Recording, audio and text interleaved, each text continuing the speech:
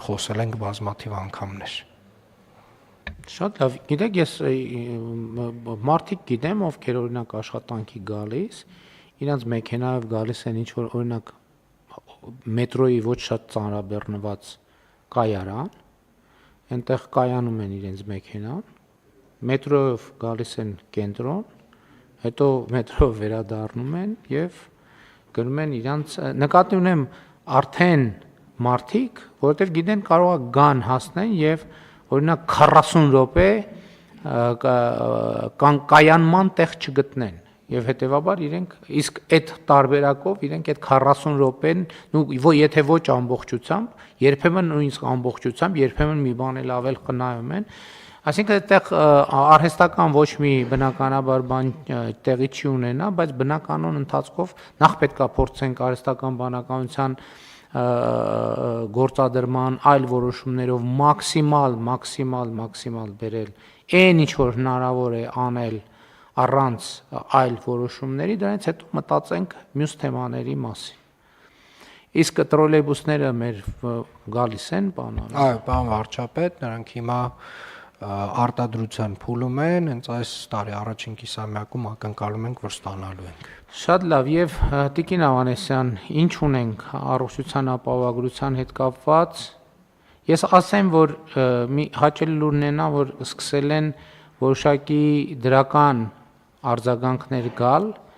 Իհարկե, մեր հարգելի բուժաշխատողները որոշակի մտահոգություններ ունեն, բայց նաեւ մեր ընկալումն է նա, որ մենք ինչ որ մի ժամանակ այդ մտահոգությունները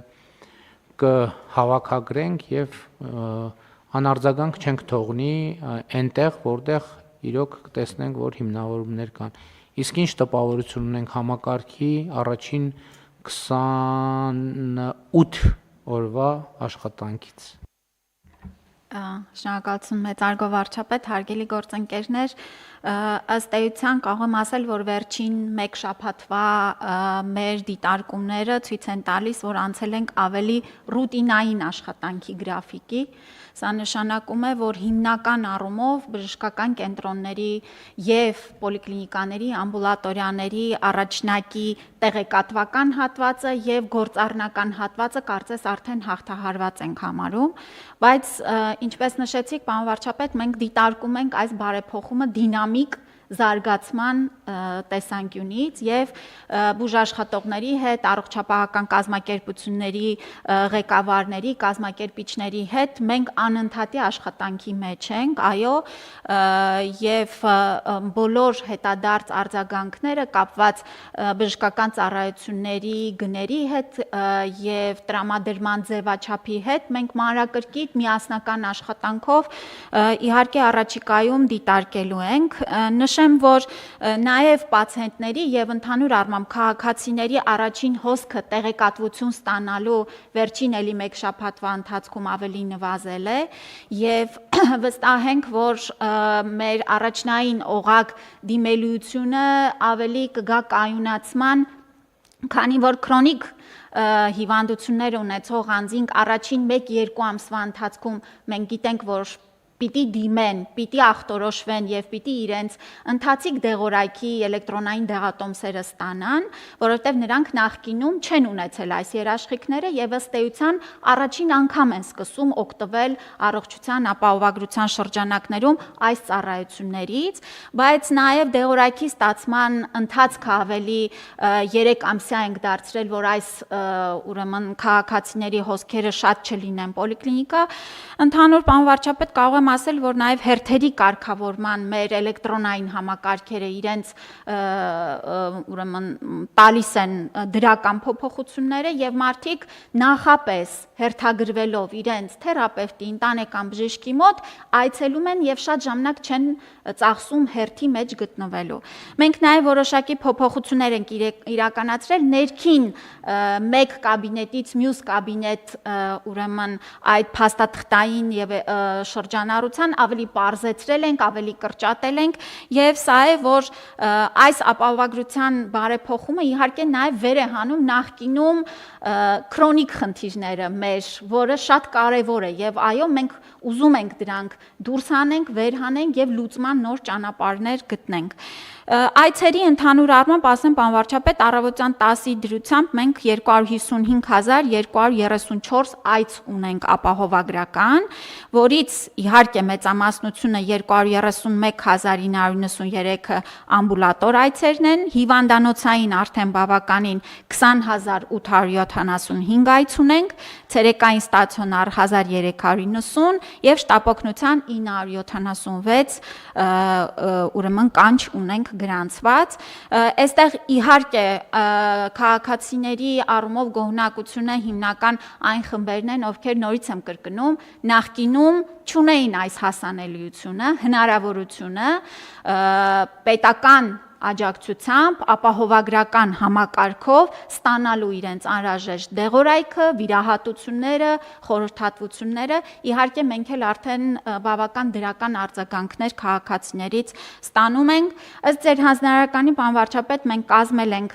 ուրեմն մասնագետների հետ բավական պարզ հարցաշար, կամավորներին արդեն ընդգրկման փուլում ենք, հաջորդ շաբաթվանից նրանք այցելություններ կիրականացնեն, դեղատներ, պոլիկլինիկաներ, բժշկական կենտրոններ, բացի դրանից այս բոլոր կենտրոններում միջանցքներում փակցված կլինեն մեծ QR կոդեր, որոնք սկանավորելով քաղաքացին հեռախոսից ինքը անանուն կարող է այդ հարցաշարը լրացնել եւ առաջարկություն ներկայացնել, կարծիքը հայտնել եւ իրենց դիտարկումներն էլ մեզ համար շատ կարեւոր են, որ մենք անընդհատ լավարկենք գործընթացները։ Տիկին Ավանեսյան, եթե բնորոշելու լինենք համակարգի կառավարման այն ռեժիմ, որ մենք այսօր ունենք, 3 տարբերակից որը կընտրենք, պլանային լարված արտակարգ։ Լարված արտակարգից դեպի լարված, պարոն վարչապետ։ Այսինքն արտակարգով ենք սկսել։ Մենք առաջի օրվանից արտակարգով աշխատել ենք, արտակարգ իրավիճակ չենք ունեցել, բայց մեր ռեժիմը եղել է արտակարգ։ Աշխատանքային ռեժիմ։ Այո, աշխատանքային ռեժիմը եղել է արտակարգ եւ կարծում եմ նաեւ այս համակարգի միացյալ արտակարգ ռեժիմով աշխատելու շնորհիվ է, որ այս этаպը բավական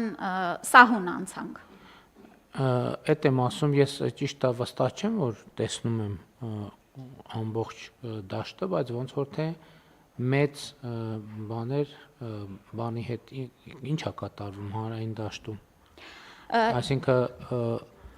ինչ կարգի խնդիրներ են բարձրացվում, ճգնաժամային բաներ կան, արտահայտություն այդ տեսակետից, հանրային ընկալման տեսակետից։ Պարոն վարչապետ, կարող եմ ասել, որ ճգնաժամային խնդիրներ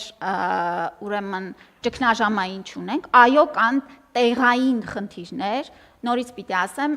ուրեմն համակարգի տեղեկատվական առումով։ Մենք ունենք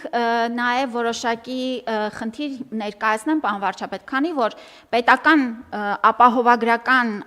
այս երաշխիքը տրամադրվում է 65+ անձանց համար, նաև միայն եթե անձը Հայաստանի Հանրապետության քաղաքացի է եւ Հայաստանի Հանրապետության ռեզիդենտ է, նույնը նաև մինչև 18 տարեկանների համար, այստեղ ունեինք դեպքեր, երբ որ անձը, օրինակ երեխայի համար անձնագիր չի հանել եւ այդ պատճառով նրա քաղաքացիության փաստը մենք չենք մեր բնակչության պետական ռեգիստրում ֆիքսված մեզ մոտ ունեցել, բայց այստեղ էլ ընթացիկ կարգավորումների եւ գործընկերների հետ ակտիվ աշխատելով այս բոլոր հարցերը մենք փորձում ենք արագ կերպով լուծել եւ Եթե խաչելին օգտակարի հետ համատեղվում է, երեխայի համար էլ անձնագիր կհանում, այո, եւ սա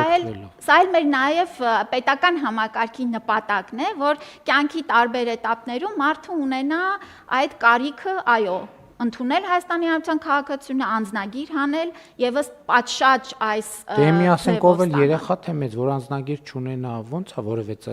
առողջության ապահովագրությունը չի որևէ այլ ծառայությունը։ Կա ծննդականը։ Քանի Հա, դե այլ երկրի քաղաքացիությունը արդեն այլ երկրի հետ առնչությունն է։ Շատ լավ։ Այս սրանք են։ Շատ լավ, դե մենք համեցեք։ Ինձ թվում է արհեստական աղմուկներ լինելու են, որովհետև այս համակարգը շատ լուրջ կրճատելու է ստվերային առողջապահությունը։